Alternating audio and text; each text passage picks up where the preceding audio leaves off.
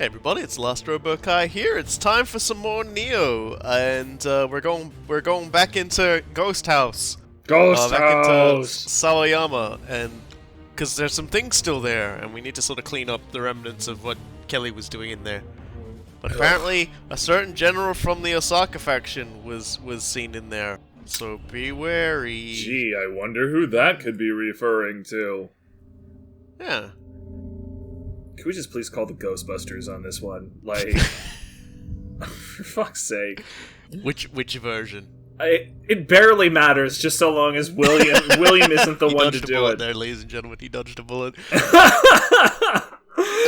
And so, check this motherfucking Jesus, unit okay. out. Look at this armor. This is like my favorite armor, like heavy armor, like in the game that I've glamored on. Wide boy. It's the tiger stripes and everything, and I don't actually remember the name of it now. It's been a while since I actually recorded this episode. But last episode we met Yasuke, and I felt like this was really important that we get to talk about Yasuke because when Nioh came out, a lot of people were on Twitter and other things going, "Look, I get that William was an actual important person in history, but why didn't you make the game about Yasuke instead?" Because he was also a really important thing in history, and it was at the time where everyone was being and they, still technically they still are being really down on the white protagonist, so to speak. And sure. so a lot of people why not Yasuke? And I think generally I think the reason is simply that Yasuke was from an earlier time. Mm-hmm. He'd sort of left the stage historically at this point, and then of course he was in the game anyway, so he wasn't forgotten. Which I thought was really cool. Whoa. Yeah, and we can talk about Yasuke a little because he was as we saw from his little story, his living weapon story. Remember when Tadakatsu did that to us a few times? I do. Like that was why you heard the horrific sucking on my teeth noise, because it brought back bad memories. Ah, dear, you can barely recognize William in there. He's just he's basically just a giant pile of metal. This power is evil, but only if I have Iron it for Golem. myself. And so Yasuke was a slave brought from Africa along with I think it was Dutch missionaries who came to Japan. And as we all know from our previous conversations regarding Oda Nobunaga, he was actually quite fond of having people from foreign countries around because he liked to learn about places over the seas. He liked the things they brought, whether it was candy or guns. And in one particular case, he was like, "What the fuck? Who the fuck is that?" When these Dutch missionaries turned up and they just happened to have an African slave, and Yasuke was pretty big. Even by those standards, and Oda Nobunaga couldn't even believe that it was possible to have that sort of a skin color. Like, the skin tones didn't get hugely dark, even in the north with the indigenous peoples up there. They don't get nearly as dark as African black, and as a result, he didn't believe it. And insisted that they give Yasuke a bath to see if the black would come off, which naturally it didn't. No, it didn't, and he was like, "Holy shit, that's the coolest thing ever!" Got Yasuke off of the Dutch missionaries. I don't know if he paid for him or simply said, "Hey, just give him to me."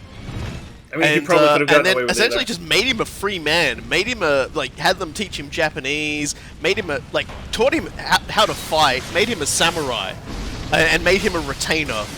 And so he was arguably the first foreigner to ever become a samurai. I'm not aware of any others. I did attempt to at a look for that, and I mean, it's entirely possible that I missed something in my research, but to the best of my knowledge, you're correct. Yasuke was the first foreigner to ever get samurai status in Japan.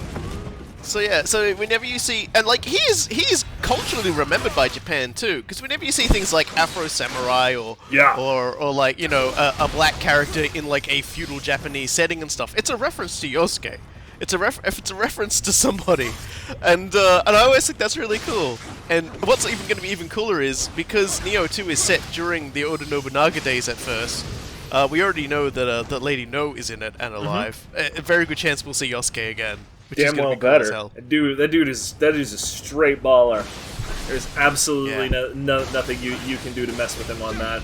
But yeah, Yosuke's story ends a little sadly though, because he was at Honnoji and was unable to protect Oda Nobunaga. No one was able to protect Oda Nobunaga, and Mitsuhide's forces didn't feel right executing him or forcing him to commit seppuku like they made everybody else do it. By and large, because he really wasn't Japanese. So they were really sort of like, is it right for us to do this to him? You know? Do our rules apply to him? Yeah, so they actually ended up giving him to like a Dutch missionary, which is probably resulted in him going back to being a slave. And Almost Yosuke certainly. Yosuke disappeared from the pages of history after that.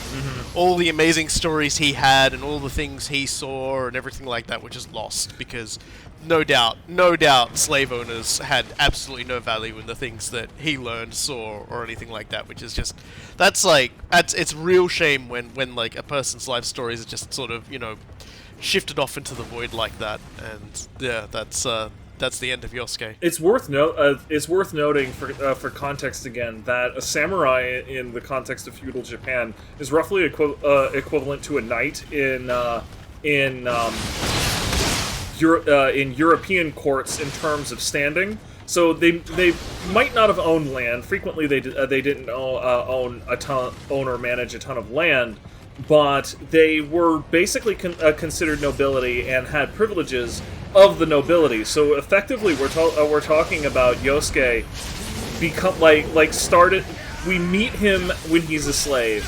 He becomes a noble, and then basically just through more or less just through no fault of the man's own, he ends up in a situation where he gets put back into slavery because, I suppose it's possible that he left with enough money to buy his own freedom, but that's incredibly unlikely. Even if he had money, what's more likely is that when the missionaries got hold of him, they were just like, oh, you've got money? Okay, well, we'll just take that and then go sell you, because they were a lot of anybody moving slaves was just a terrible human being at that time and didn't.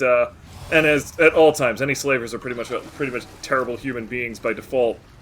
So, they're what motivation would they have had to actually honor that deal? There was no international trade law looking over their shoulders or anything like that. Really, really unfortunate. Yeah. But I do look forward to seeing him again in Nioh too. Mm-hmm. Just because he was just very cool, and straight I hope badass, we get to spend man. some time hanging out with him in some levels and things like that. And there, all these bloody Kelly pots full of these Oni bees. Get out of here.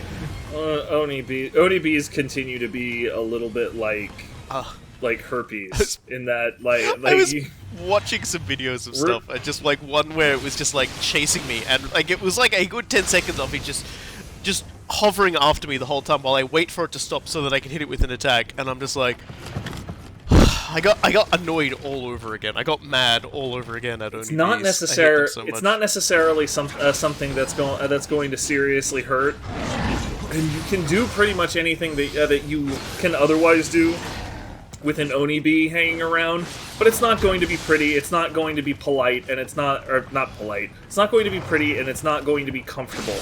Much like having herpes. You can do pretty much whatever you want to do, but it's not going to be pretty, and it's not going to be comfortable. Fair sort of burning and sensation in addition to that as well. May or may not have been one of the more tactile things that inspired that simile. Yeah. And that's the last Kagetsuchi Magatama that we needed to get all 5 that are in Nioh. So Toma is fully upgraded now. Yay! She doesn't get too much out of this one, but the last piece does give her the last bit of lore attached to her character. So hey, there you go. That is always good. World needs more Tome. Particularly Tome lore. Toma lore is the best. It talks about, you know, like how she's really good and how she lost her eye, and oh my god, that's a lot of ODB. That is, yeah, that's a non-trivial number right there.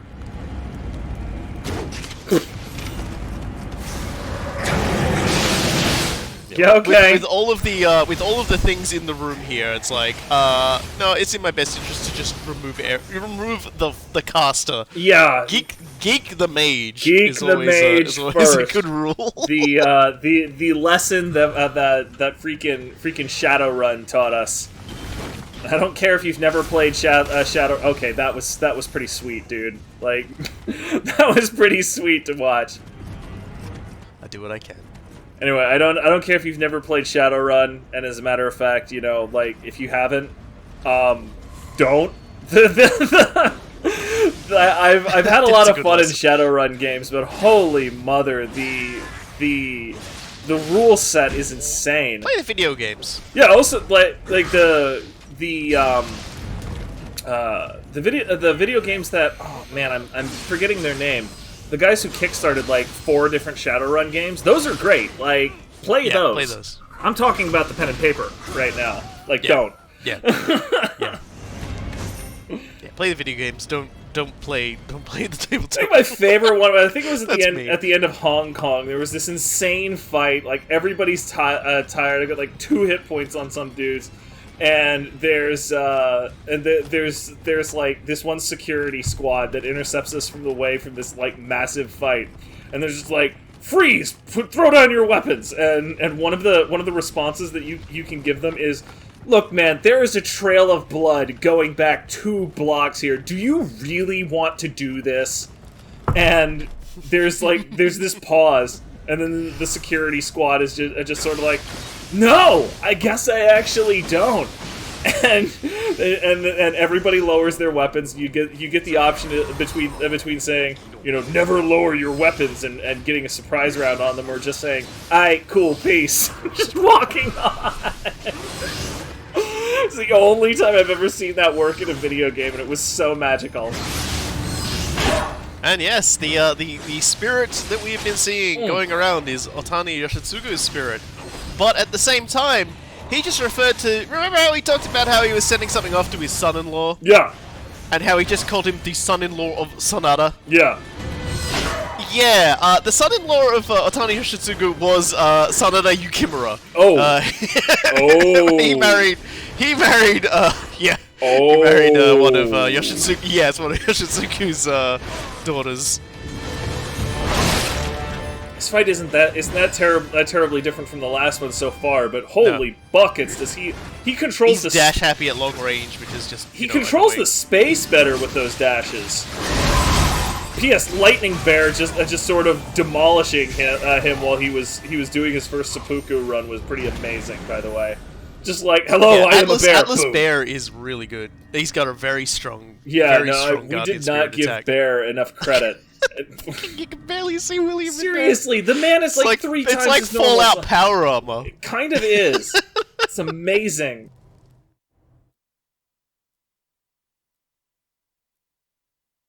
Yeah, and that we've still got more to do because we've got a favor to do for a Tenkai. Usually that is. Oh wait, it's for Tenkai. Never mind. All right.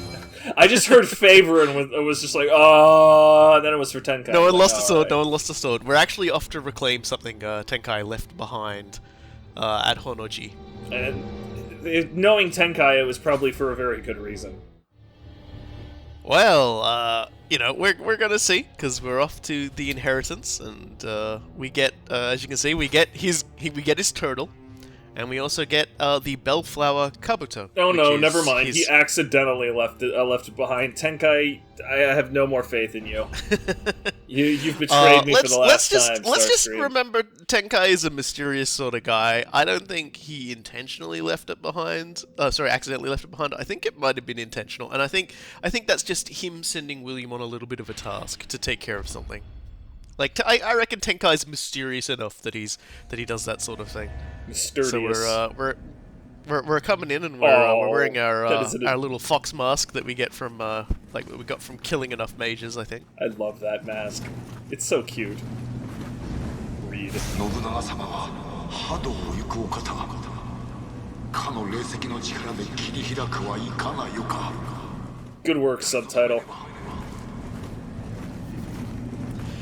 Yep, we're going through that memory now, down the memory lane of what it was that drove Akechi Mitsuhide to, at least in this game's canon, to betray his master and become a villain of the ages.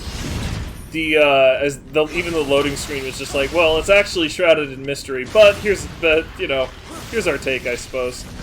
Yeah, here's a what if. It's a good take on, or a good not necessarily take, theory on things as well. That insofar as one daimyo ever gaining too much power was something that pretty much the all levels or all echelons of Japanese society feared.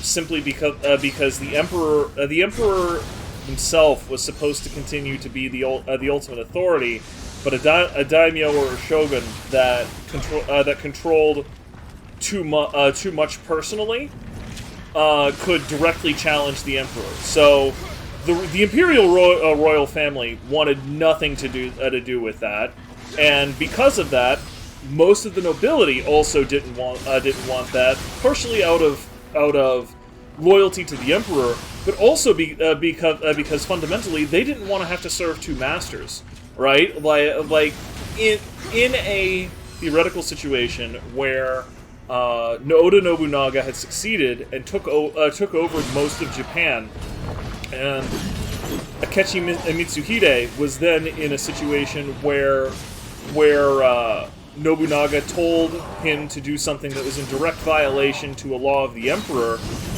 He would no longer have a clear chain of command, and it would be a damned if you do, damned if you don't situation. All of the people who could read in get bent, Tengu. Basically all of the literate people in Japan had a sense of that particular situation. So none of them wanted that. This is part of the basis of realm divide in Total War Shogun 2. Actually, like that's kind of like the in-game, the part of the in-game justification for it. So the idea that Akechi Mitsuhide was like, hey, he's getting too powerful. I'm either going to need to do this now, and I can potentially come out a hero if I win, or I could just let this happen, and if this ever comes to pass, I'm just boned. Like I can be put into an unwinnable situation. Which is a very rational way of looking at things, but because Oda Nobunaga could be a giant jerk, we don't know if the entire thing was necessarily rational. Like, seriously, dude, just stop getting up. Just stop getting up. Like, bear, dude.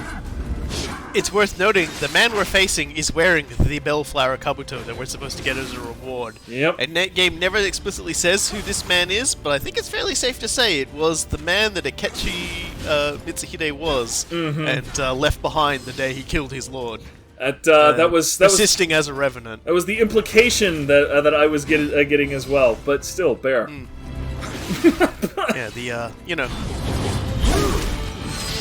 doing a lot better with this fight than I usually do too. Yeah, no It's actually joke. kind of surprising. Usually this guy, starts doing that and that. Jesus, Mary, God, he almost got 10,000 hit points back from that. How many of those does he have? Yeah, I don't know actually. Probably enough to make it spicy. Whew. One was one too many. Sorry, at least it's not like Tadakatsu. I mean, yeah, he like being a whoa. That was ballsy of you. I tried to get fancy. Yeah, that was ballsy. Him having dual katanas is one of the worst weapons he could have in this situation. Yeah, block happy, quick attacks, multiple hits. Small arena. There's like the primary thing that you would want to do is like wear him down and outrange him, which you were just doing with that spear combo right there. very difficult to maintain that distance when, you know, you back-rolled once and where you was already something in the way. Ooh! Great! That was a beautiful follow-up. I'm actually like just watching this going, oh wow, I don't remember actually doing this well on this. Okay. Man, that was kind of poetry in motion, dude. Spear is a good weapon.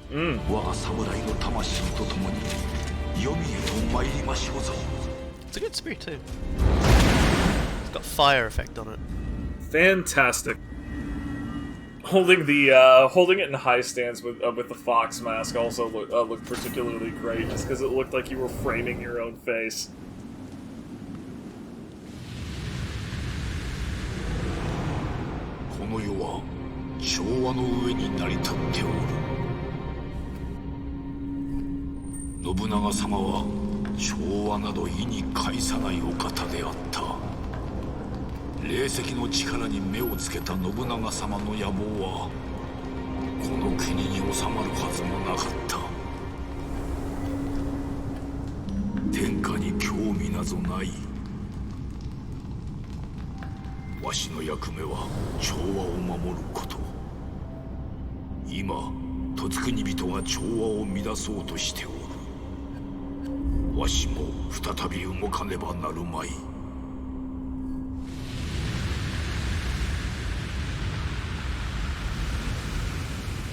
Yeah, we basically forced the poor old bastard out of hiding this to try and resolve all this bullshit. Accidentally left behind. Fucking Tenkai. This freaking guy. Nope, he was there. He sent us in to put down a remnant of the past. I mean, like this did basically, like this does rescind what I was saying. Like he knew exactly what he was doing. That accidentally crap was just nonsense. All right, next time the final level, the final Japanese level, anyway. Whoa! I've been the Lost Robo Kai. It's the end of an era. I've been Cool Guy. And we'll see you all next time.